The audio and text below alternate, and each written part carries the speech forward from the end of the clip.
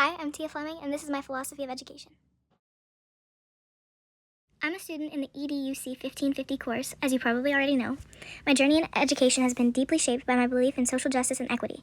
As I reflect on my identity and positionality, I recognize that these aspects will guide my future teaching practice. My philosophy is that education should be a tool for equity, empowerment, and social change. My background, why my philosophy is what it is. Growing up, I believe my full potential was lowered because of the sexism I experienced in and out of the classroom. I was told I would never make it as a mechanic and that teaching would be a better fit for me. Having grown up in a fairly sexist and classist community, I'm extremely aware of how structural inequalities impact access to opportunities, including education. These experiences have made me passionate about advocating for systemic change and ensuring that all students, regardless of their background, feel valued, supported, and encouraged to pursue any path they choose. Positionality. As an aspiring educator, I understand that my background provides me with both privileges and challenges. Coming from a middle-class white family has given me access to certain resources and opportunities that many students do not have. Acknowledging this privilege is important because it allows me to recognize systemic barriers that others face and take steps to actively challenge those inequalities in my teaching. I also know that my gender identity has shaped my understanding of power in educational spaces. As a woman, I have first-hand experience with societal gender expectations and limitations.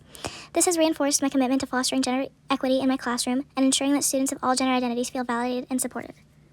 What my philosophy looks like. My teaching philosophy centers on inclusivity, empathy, and critical thinking. I believe that every student has a place in my classroom and that the learning should involve exposure to diverse perspectives. To create an inclusive environment, I plan to incorporate authors, videos, and guest speakers that reflect a wide range of cultures and identities.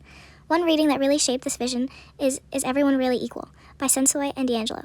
In Chapter 2, they explain how understanding concepts like systemic oppression and privilege is essential for creating equitable learning environments.